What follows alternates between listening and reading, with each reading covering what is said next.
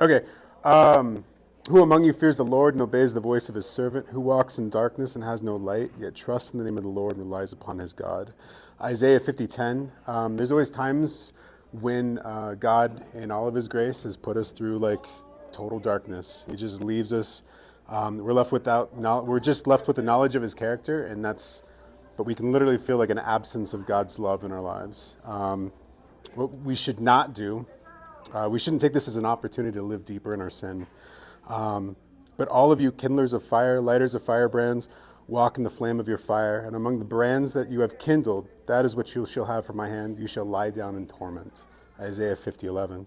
So we need to go deeper into our faith. And so I'm a big fan of the Rabbi Nachman. Here he says, faith depends on a person's mouth. We must say that we believe, say it out loud.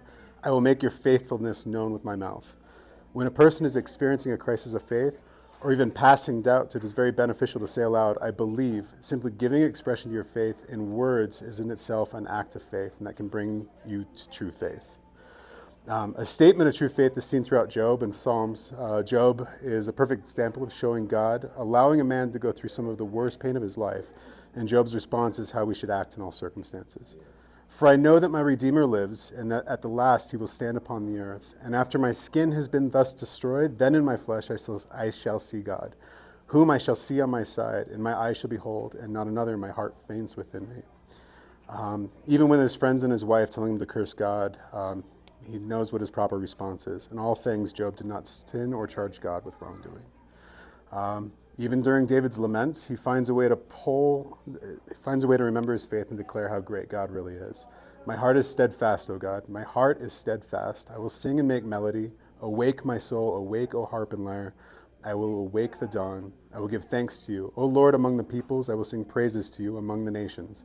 For your steadfast love is as high as the heavens. Your faithfulness extends to the clouds. So, what do we do in our own faith? How do we proclaim it? We should do what Jason and Brad, I think Joe's talked about it before too, is just we should be memorizing scripture.